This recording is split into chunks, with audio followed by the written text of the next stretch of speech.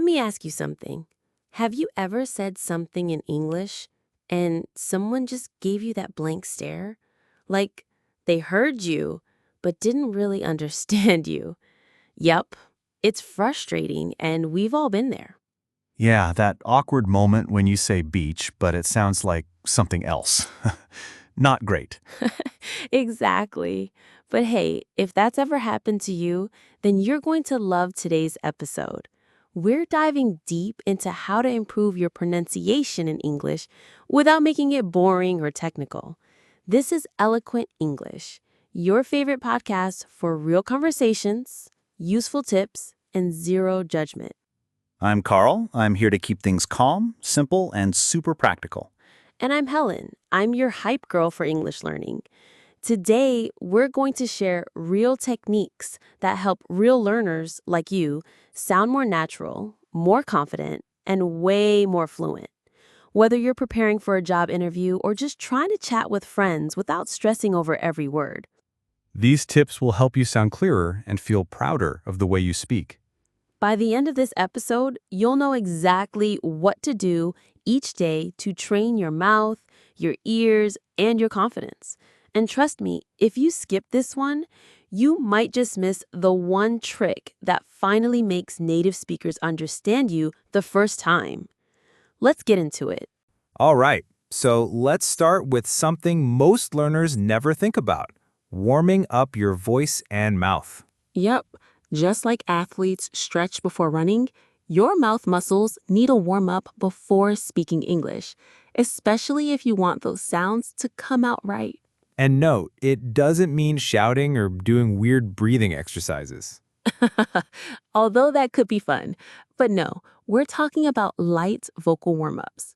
For example, try humming gently for a few seconds, then move your lips in a big O shape, then to a wide smile. Open your mouth wide like you're yawning, even stretch your tongue a bit. You can also try saying a few tongue twisters slowly. One of our favorites is a proper cup of coffee from a proper copper coffee pot. Ooh, say that 5 times fast. But really, tongue twisters are like push-ups for your pronunciation. They help with clarity, speed, and controlling your tongue and lips. And you don't have to do it for long. Just 3 to 5 minutes before you study or practice speaking can make a huge difference. Exactly. It wakes up your face and voice. Plus, it gets you into the mood for English. I like to call it switching into English mode. So don't skip this step. Think of it as your English gym warm-up. Simple summary: warm up your mouth with humming, lip movements, and tongue twisters to make speaking easier and more natural. Okay, now that your mouth is ready, let's move on to your ears, because pronunciation isn't just about speaking. It starts with listening. Right. If you can't hear the difference between sheet and seat, it's going to be tough to pronounce them correctly. So true. One of the best ways to improve your pronunciation is by copying how native speakers sound, not just the words, but their rhythm, intonation, and even pauses. You can do this by watching short videos, listening to podcasts or songs. Then hit pause and repeat what they say, word for word, sound for sound. I love singing along to English songs, even slow ones like Let It Be or Someone Like You. They really help with the flow of English, and they're fun. And then there's shadowing. This one's powerful. You listen to a short sentence and try to repeat it at the same time, like a shadow following someone. It trains your brain, your mouth, and your memory all at once. And don't worry if you mess up. Just rewind and try again. I still do that all the time with French. Another smart tip: use subtitles. Start with subtitles in English, and after a while, turn them off and just focus on the sounds. So, what's the simple summary?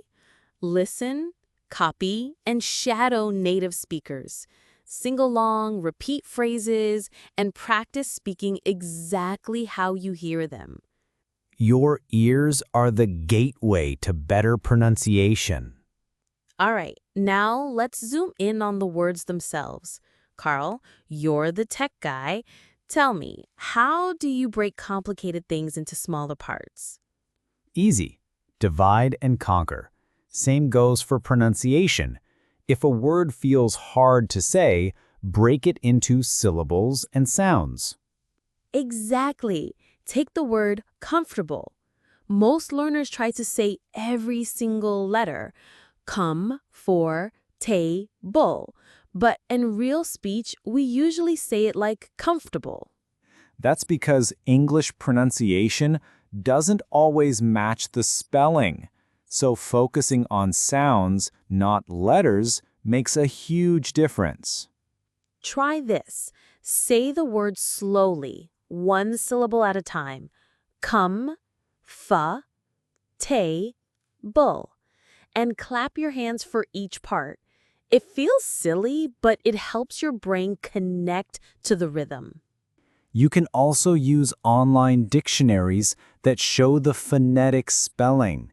That's the little symbols that represent each sound. Oh yes, like comfortable. Don't worry if it looks strange at first. Once you learn a few basic symbols, it becomes your secret weapon. And don't forget consonants and vowels. A quick vowel practice like e, a, u, can train your mouth to hit the right shape. Or try saying a bunch of rhyming words together, like cat, hat, bat, mat. It helps you feel the sound pattern. So here's your simple summary. Break words into syllables and focus on their sounds, not spelling. Practice vowels, rhymes, and learn the way English really sounds.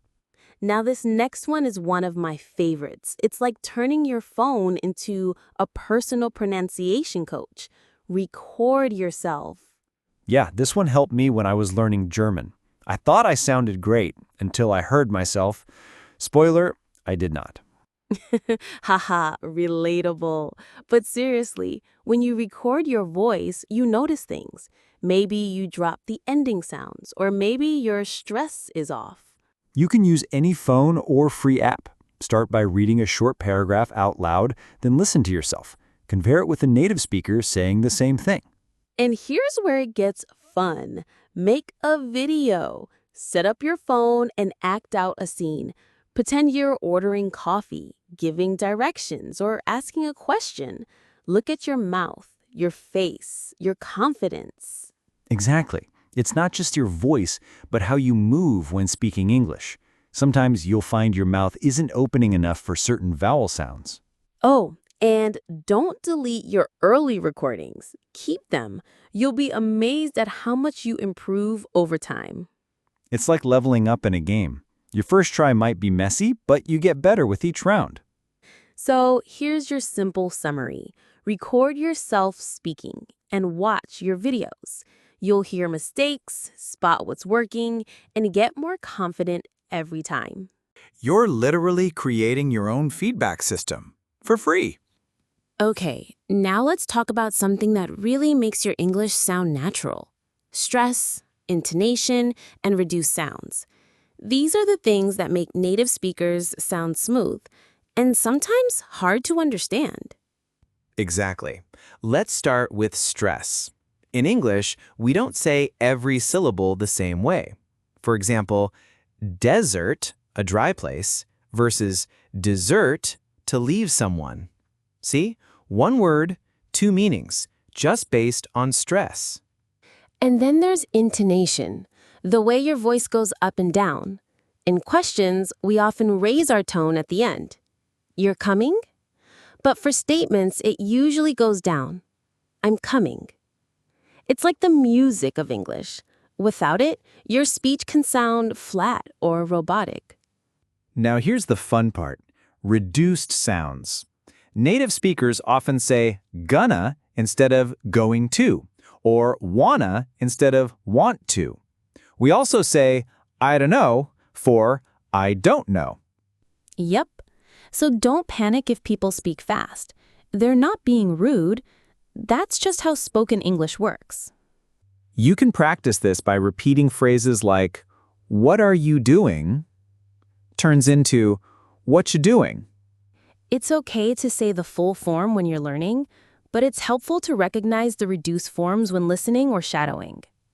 Simple summary: practice stress, rising and falling intonation, and notice how native speakers shorten or blend words in everyday speech. The more you feel the rhythm of English, the more natural you'll sound. Now it's time to have some fun. Pronunciation challenges. These are simple, playful ways to sharpen your skills without feeling like homework. Let's start with rhyming practice. Choose a sound like A and list as many words as you can. Day, say, play, stay. This helps you lock in vowel patterns. Next up, commonly mispronounced words. Oh boy, we hear these a lot, like Wednesday. It's not Wednesday, it's Wednesday. Or vegetable, not vegetable, just vegetable. I still hear comfortable said as comfortable, but we already know it's more like comfortable. Exactly. Now try homographs, words that are spelled the same but said differently, like lead, to guide, and lead, the metal.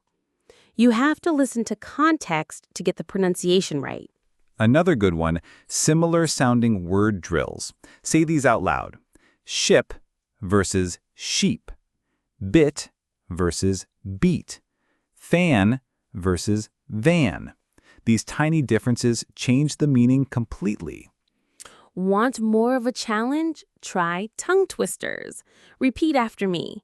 She sells seashells by the seashore. Or the classic, red lorry, yellow lorry. That one still messes me up. Same, but that's why it works. It trains your lips, tongue, and focus. Simple summary: turn practice into play. Use rhyming words, pronunciation pairs, tongue twisters, and real-life problem words to keep it fun and useful. Because the more fun you have, the more you'll stick with it and improve without even realizing it.